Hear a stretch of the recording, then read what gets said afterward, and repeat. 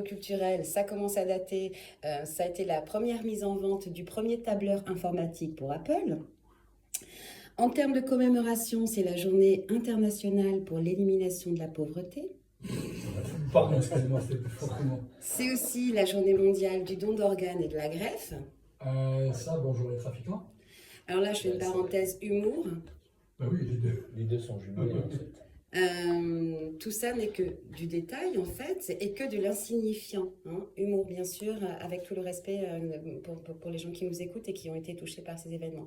Donc bref, que du détail et de l'insignifiant, puisque finalement tout ça ne sont que des événements dérisoires comparés à la naissance de mon fils Ange. Que l'on salue. Eh bien, tu peux y aller parce que tu vas rentrer le retrouver. Donc mon cher Ange, mon fils, cette chronique ce soir t'est dédicacée. Oh, c'est son anniversaire. C'est son Un anniversaire. joyeux anniversaire. Joyeux anniversaire. Oui. Nos vœux les plus sincères. C'est gentil pour Oh, le lui. faux cul. C'est gentil pour lui. Alors voilà, ce que je commémore moi aujourd'hui, c'est le jour de ta naissance, Ange, et donc la joie de ta vie dans la mienne et la joie de te connaître et celle de te voir grandir aujourd'hui, puisque c'est donc ton anniversaire. Du coup, de fil en aiguille, je me Garde suis des demandé... nounours pour le petit. Ouais, j'allais dire du coup gâteau. Il est au resto, là, il est en train de profiter pendant que nous, on est là. Et je me suis quand même demandé, en fait, depuis quand est-ce qu'on fêtait les anniversaires ? Alors bon, j'ai suivi un petit peu ce fil. En Égypte ancienne, en vrai, on célébrait l'anniversaire du couronnement des pharaons, qui, eux, étaient considérés de naissance divine. Les Grecs, eux, ils honoraient leur dieu aussi par des célébrations mensuelles. Et pour leur déesse, Artémis, ils préparaient des gâteaux ronds avec des bougies qui symbolisaient la lune. Les Romains, eux, ils ont commencé à fêter les anniversaires des hommes. Mais alors des hommes, vraiment des hommes, pas des femmes. Bon, puis au Moyen-Âge, effectivement, les chrétiens commencent à célébrer certains jours, mais en fait, ils célèbrent le jour du saint dont ils portent le nom plutôt que les anniversaires de naissance. Et puis de fil en aiguille, en XIIIe siècle, sous l'influence allemande, on arrive à fêter traditionnellement les anniversaires comme on les connaît maintenant. Aujourd'hui, les sociologues parlent de rituel d'anniversaire. Ils soulignent son importance culturelle en disant que l'anniversaire valorise l'individu, renforce les liens sociaux et marque le passage du temps. Mais en vrai, on oublie tout simplement de fêter l'essentiel, c'est-à-dire la vie et la joie de cette nouvelle présence sur Terre. Mon fils, tu m'entends ? Aujourd'hui, l'anniversaire, comme toutes les autres fêtes, tourne finalement à la célébration du capitalisme par nombre de cadeaux et surtout une compétition sociale à qui offrira le plus beau cadeau. Tandis qu'ailleurs dans le monde, il s'agira plutôt de rites initiatiques qui imagent le passage de l'enfance à l'adolescence et qui visent à préparer notamment le garçon à ses futures responsabilités d'homme. Ces rites impliquent souvent une séparation temporaire de la famille et notamment de la mère, et le garçon est isolé avec d'autres jeunes de son âge et avec des hommes. Des épreuves physiques et morales sont fréquentes pour tester le courage et l'endurance du jeune. Cela peut inclure des privations de nourriture, des privations de sommeil, des épreuves sportives ou alors la confrontation à ses peurs.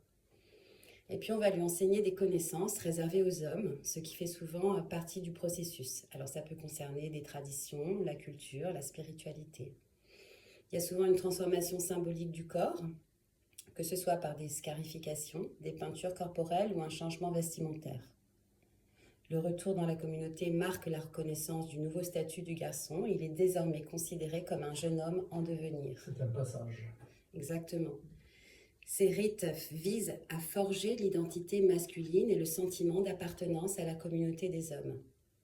Ces rites sont à la fois la marque du temps et du passage de l'adolescence à l'âge adulte, et tout l'intérêt est que ces rites soient accomplis sous l'œil d'adultes bienveillants qui sont là finalement pour accompagner le jeune adolescent. Les accompagner dans cette épreuve symbolique, prémisse de celles qui lui seront imposées par le passage du temps. Si ces épreuves ne sont pas mises sur sa route de manière choisie, de manière anticipée, cette confrontation à ses limites, à son courage, à ses peurs, ne seront-elles pas recherchées plus tard dans toutes les mises en danger que l'on connaît chez le jeune adulte ? Point d'interrogation. D'autre part, n'est-il pas intéressant et initiatique pour les adultes de se souvenir de ce rôle d'accompagnement bienveillant pour accompagner cet adulte en devenir à traverser ses premières épreuves ? cela ne nous ramène-t-il pas à notre rôle d'adulte? Cette initiation semble aussi utile aux adultes qu'aux adolescents. Et bien sûr, cette célébration se fera chez nous aussi, mon cher Ange, sous l'aune de la gâterie et du divertissement, hein, bien qu'un peu viril puisqu'il a choisi le laser game.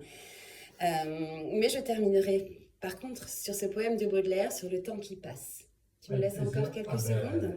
Beaucoup plus de secondes, voire même des minutes. Alors, un court poème en prose qui s'appelle « Enivrez-vous ». Alors, vous le connaissez sans doute parce qu'il est très connu, mais il est absolument fabuleux. Et je vous conseille de l'écouter dit par Reggiani. Ce sera beaucoup plus prenant. Prends le temps. Alors, enivrez-vous. Il faut être toujours ivre. Tout est là.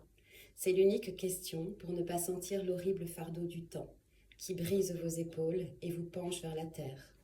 Il faut vous enivrer sans trêve. Mais de quoi?